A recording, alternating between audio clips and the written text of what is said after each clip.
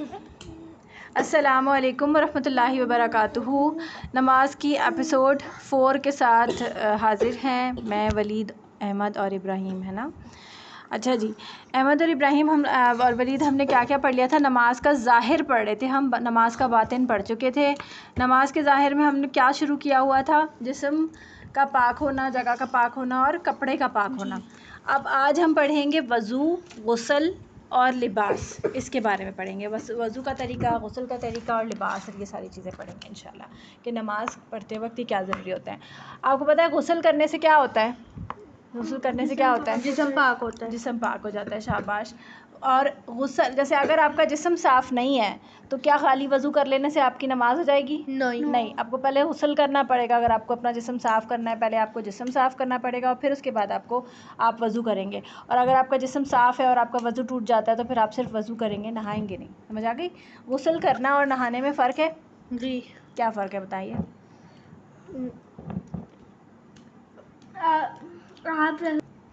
ہم سب سے پہلے مسح کے علاوہ پورا، جیسے پہلے وضو ہوتا ہے وہ کرتے ہیں، سر کا مسح کے علاوہ جو اس سے پہلے سٹیپس ہوتے ہیں۔ پھر اس کے بعد پھر ہم سر دھوتے ہیں، لیکن پاؤں کو نہیں دھوتے۔ پاؤں پہ پانی چڑھ جاتا ہے تو کوئی فرق نہیں پڑتا، مطلب پھر جب ہم جسم صاف کرتے ہیں پھر اینڈ میں پھر پاؤں میں صابن لگاتے ہیں اور پھر صاف کرتے ہیں۔ شاباش۔ تو اب آپ غسل کا طریقہ پراپرلی بتائیے کیسے کرتے ہیں۔ سب سے پہلے اگر آپ غسل کرنے کے لیے کیا کرتے ہیں؟ سب سے پہلے ہاتھ دھوتے ہیں، بسم اللہ اور نیت۔ بسم اللہ اور نیت کرتے ہیں، پھر آپ ہاتھ دھوتے ہیں، پھر آپ ناک میں پانی ڈالتے ہیں پھر آپ کلی کرتے ہیں 3 دفعہ، پھر آپ ناک میں پانی ڈالتے ہیں 3 دفعہ، پھر 3 دفعہ منہ دھوتے ہیں اور ناک جھاڑتے بھی تو ہیں۔ ناک جھاڑتے ہیں، ناک کو صاف بھی کرنا ہوتا ہے نا، سیکنڈ لیفٹ والی چھوٹی والی انگلی سے، لیفٹ ہینڈ کی، اس سے آپ ناک کو صاف کریں، ناک میں جو بھی کچرا وغیرہ ہے وہ صاف ہو جائے۔ جی، کیونکہ آپ کو پتہ ہے نا، آپ نے غسل کرنے کا مطلب ہوتا ہے پاک صاف ہونا، ہر طرح سے پاک ہونا۔ جی، اور اس کے بعد ہم گونیوں تک ہاتھ دھوتے ہیں اور پھر ہم باقی نہاتے ہیں پھر بعد میں۔ کونی تک ہاتھ دھوتے ہیں۔ اور سر ہم کا مسح کیوں نہیں کرتے؟ کیونکہ پھر ہم سارا سر تو ہم دھو رہے ہوتے ہیں نا ویسے پانی ڈال کے۔ مسح ہم اس لیے کرتے ہیں کیونکہ ہمیں پانی نہیں ڈالنا ہوتا، تو ہم سر ہر دفعہ وضو کرتے وقت سر تو نہیں دھوئیں گے نا، جی، اس لیے سر پہ سے یوں ہاتھ پھیر کے مسح کر لیتے ہیں۔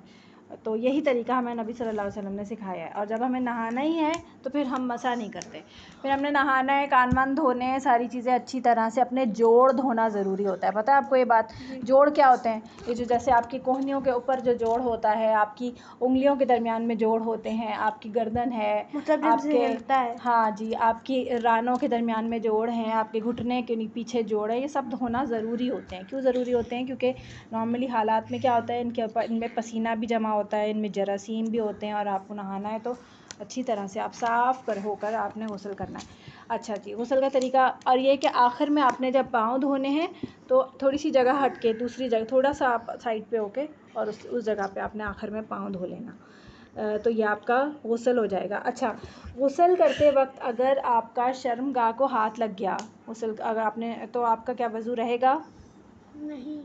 نہیں رہے گا۔ اور اگر کپڑے پہنتے وقت آپ نے پاؤں بھی دھو لیے تھے اور آپ کا پورا وضو بھی تھا اور آپ کا غسل بھی تھا، آپ کپڑے پہنتے ہوئے آپ کا شرمگاہ کو ہاتھ لگ گیا، لیکن پھر کوئی فرق نہیں پڑتا، پھر آپ خود ہی وضو کر لیں، لیکن آپ کا جسم پاک صاف ہو گیا۔ ہاں، غسل ہو گیا، وضو آپ دوبارہ کریں گے، اس وضو سے آپ نماز نہیں پڑھیں گے پھر۔ لیکن اگر آپ کا شرمگاہ کو ہاتھ نہیں لگا ہے وضو کرنے کے بعد، مطلب جو آپ غسل کرتے وقت جو آپ نے وضو کیا تھا، آپ اس وضو سے نماز پڑھ سکتے ہیں؟ جی، آپ اس وضو، اس کے لیے پھر سے وضو کرنے کی ضرورت نہیں ہے۔ شاباش۔ آپ مجھے بتائیں کہ وضو جو ہے وہ کن چیزوں سے ٹوٹ جاتا ہے؟ ہم وضو کا طریقہ بھی پڑھیں گے، لیکن پہلے بتائیں غسل، جیسے ابھی ہم نے غسل کا بتایا کہ غسل میں ہم نے ایک وضو کیا ہوا ہے اور اس کے اندر ایک چیز ہم نے پڑھی کہ شرمگاہ کو ہاتھ لگانے سے وضو ٹوٹ جاتا ہے، تو اب اور کن چیزوں سے وضو ٹوٹ جاتا ہے؟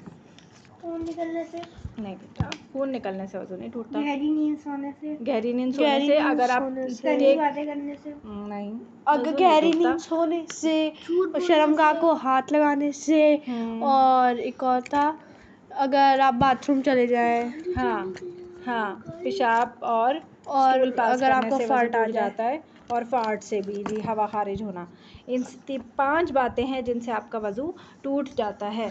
اب یہ بتائیں وضو کا طریقہ کون بتائے گا؟ ولید آپ بتائیں، وضو کے بغیر نماز ہوتی ہے؟ نہیں ہوتی. وضو اگر کوئی کہے کہ ایسی جھوٹ بول دے کہ میں نے وضو کیا ہوا ہے اور پھر نماز پڑھنے کھڑا ہو جائے تو کیا اس کی نماز ہوگی؟ نہیں. اتنی محنت بھی کرے اور نماز بھی پڑھے اور پھر نماز ہی نہ ہو تو کیا فائدہ ہے نا. تو وضو کے لیے جھوٹ تو نہیں بولنا چاہیے نا. جی. تو وضو آپ اور ہر نماز کے لیے نیا وضو کرنا چاہیے. جی. اور کرنا چاہیے. کیوں؟ اگر آپ کے پاس پانی نہیں ہے، آپ کا پہلے جیسے سردیاں ہیں نا، سردی میں ہوتا ہے کہ آپ کو زیادہ ٹھنڈ لگ رہی ہوتی ہے. اگر آپ کے گھر میں گرم پانی نہیں آ رہا ہے اور آپ کو سردی لگ رہی ہے زیادہ تو چلے آپ ایک وضو سے آپ 2 نمازیں 3 نمازیں پڑھ سکتے ہیں. لیکن اگر سردی نہیں ہے تو آپ گرمی ہے، اگر جیسے آج کل تو گرمیاں ہی ہیں نا، تو آپ گرمیوں میں وضو کر سکتے ہیں نا. بلکہ اچھا ہی لگتا ہے، پانی لگتا ہے تو ٹھنڈا ٹھنڈا ہو جاتا ہے. تو وضو کرنا اچھی بات ہے. آپ کو پتہ ہے نبی صلی اللہ علیہ وسلم کی حدیث ہے نا کہ اگر آپ کے گھر کے اگر نبی صلی اللہ علیہ وسلم نے اپنے صحابہ سے پوچھا کہ اگر آپ کے گھر کے باہر سے کوئی ندی گزر رہی ہو باہر سے اور کوئی شخص اس کے اندر 5 مرتبہ نہائے دن میں تو کیا اس کے جسم پہ کوئی میل باقی رہے گا؟ نہیں رہے گا. یہی حال 5 نمازوں کا ہے. تو اسی طرح وضو کا بھی ہے. جب نماز پڑھیں گے تو وضو بھی کریں گے تو آپ کے جسم پہ بھی کوئی میل باقی نہیں رہے گا. اور وضو کرنے سے آپ کو پتہ ہے کہ گناہ بھی دھلتے ہیں. پتہ ہے آپ کو یہ بات کہ آپ وضو کرتے ہیں تو آپ کے ہاتھ کے گناہ، آپ ہاتھوں سے آپ نے گناہ کیے ہوتے ہیں، کسی کو مارا ہوتا ہے تو وہ گناہ آپ کے دھلتے ہیں. پھر آپ کے منہ آپ کلی کرتے ہیں، منہ دھوتے ہیں، چہرے کے گناہ ہوتے ہیں، بہت سارے گناہ ہوتے ہیں جو کہ ویسے بھی آپ کے وضو کے ساتھ ساتھ دھل رہے ہوتے ہیں. اچھا، وضو کا طریقہ کون بتائے گا؟ ولید آپ بتائیں گے؟ بتائیں. سب سے پہلے کیا کرتے ہیں؟ سب سے پہلے ہاتھ دھوتے ہیں، پھر کلی کرتے ہیں، پھر ناک دھوتے ہیں، ناک پہ پانی ڈالتے ہیں، اور پھر منہ دھوتے ہیں، پھر سر کا پھر کونی تک ہاتھ دھوتے ہیں. شاباش. پھر بالوں کا مسح کرتے ہیں. بال نہیں، سر بولتے ہیں. سر کا مسح کرتے ہیں. پھر کانوں کا بھی. پھر کانوں کا مسح کرتے ہیں. اور پھر پاؤں دھوتے ہیں. شاباش. اگر وضو کرتے وقت آپ کی کوئی بھی جگہ خشک رہ گئی تو کیا وضو ہوگا؟ نہیں. جیسے ہوتا ہے نا اکثر آپ کے جب سردی کا یا ڈرائی ویدر ہوتا ہے تو کیا ہوتا ہے کونیاں آپ کی خشک رہتی ہیں، ڈرائی ہو جاتی ہیں کافی زیادہ، کونی بھی اور ایڑی بھی. تو اگر آپ پانی گزارتے بھی ہیں نا اس کے اوپر سے تو پانی اس پہ ایبزارب نہیں ہوتا، تو وہ جگہ آپ کی خشک رہتی ہے. تو ہاتھ پھیر کر اس کو آپ نے اس پر سے پانی گزارنا ہے، ہاتھ پھیر کے اس کو ایبزارب کروانا ہے. اور دیکھنا بھی ہے، کونیوں کو ضرور دیکھ لیا کریں ورنہ کیا ہوتا ہے اکثر وہ ڈرائی رہ جاتی ہیں. اور آپ کو پتہ ہے اگر وہ ڈرائی رہ گئی اور آپ کو پتہ بھی نہیں چلا اور آپ نے اس سے نماز پڑھ لی تو پھر آپ کی نماز نہیں ہوگی. جی. اچھا، وضو ہو گیا.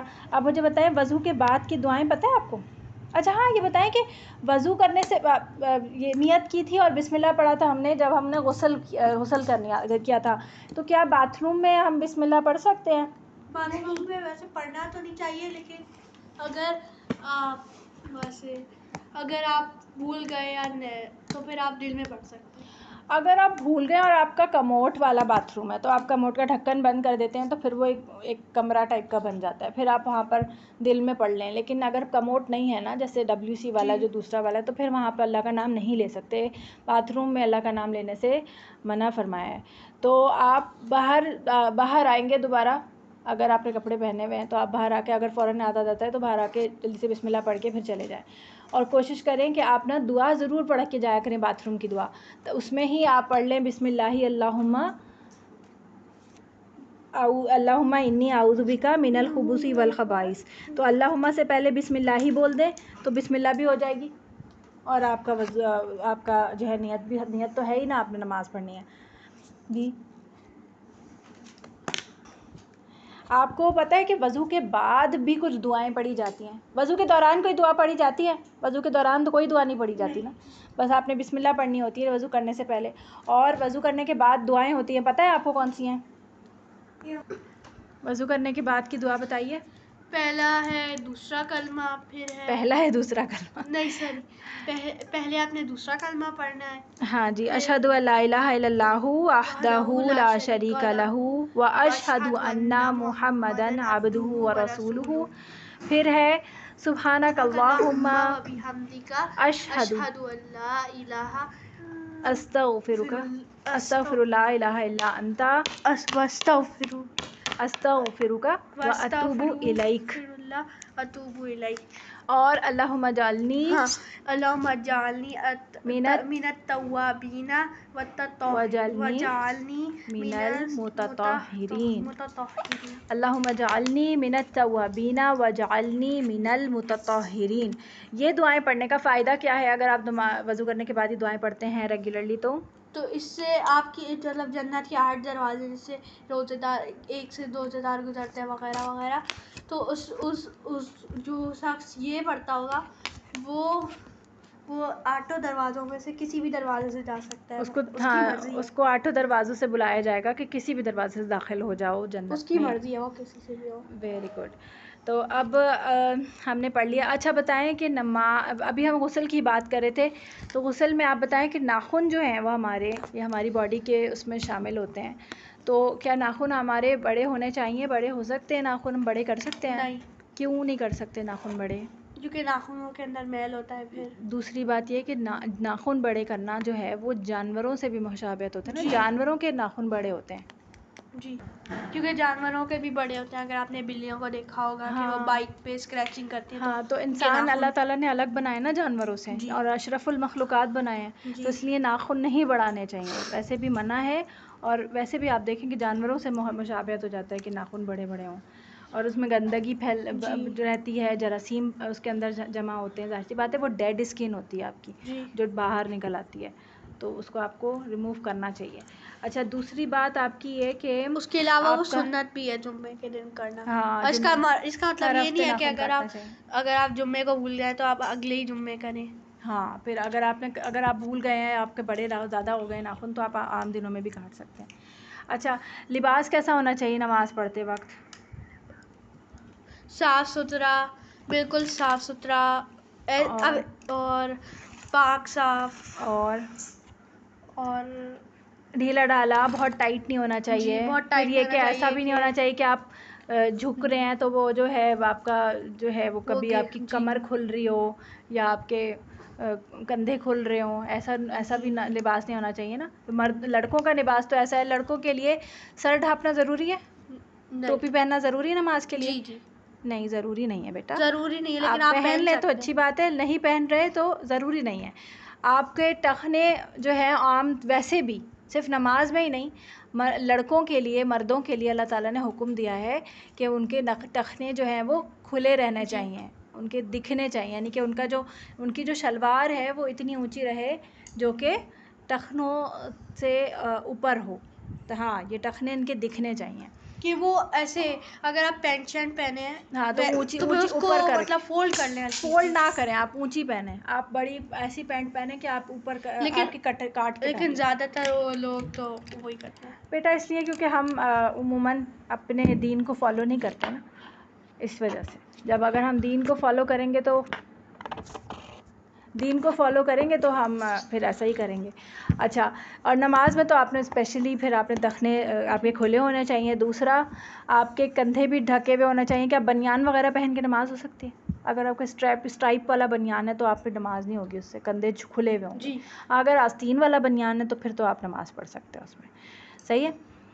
अच्छा, लड़कियों के लिए क्या होता है नमाज के लिए? लड़कियों के लिए पूरा हर चीज़ वो होनी चाहिए, कवर होनी चाहिए, उनके टखने भी कवर होने चाहिए, सब कुछ कवर होना चाहिए, हाथ पाँव और चेहरा खुला होगा बस, और कोई हाथ पाँव और बाल कुछ नज़र नहीं आ रहे होंगे। और दूसरा ये कि उनका जो लिबास होगा, उनका जो ड्रेस होगा खुला होना चाहिए, ढीला होना चाहिए, बहुत टाइट नहीं होना चाहिए कि, और ऐसे ट्राउज़र्स नहीं पहनने चाहिए कि जिससे उनके जब वो झुकें तो उनके टखने खुल जाएं, क्योंकि लड़कियों के टखने नहीं दिखने चाहिए। टखने पता है क्या होते हैं?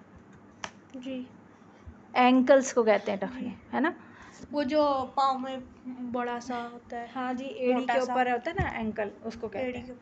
अच्छा, तो ये लिबास है कि आपका ढीला लिबास होना चाहिए, और आप दुपट्टे के बगैर नमाज हो सकती है? नहीं, लड़कियों की नमाज दुपट्टे के बगैर नहीं होगी। दुपट्टा खुला होना चाहिए, इतना होना चाहिए कि वो पूरा आपको कवर करता हो, और कपड़े भी आपके खुले लूज़ होने चाहिए। चलो, यहीं तक हम रखते हैं हमारा आज का लेक्चर। सुब्हानकल्लाहुम्मा व बिहम्दिका, अशहदु अल्ला इलाहा इल्ला अंता, अस्तगफिरुका व अतूबु इलैक। अस्सलामु अलैकुम व रहमतुल्लाहि व बरकातुहू। वालेकुम अस्सलाम व रहमतुल्लाहि व बरकातुहू।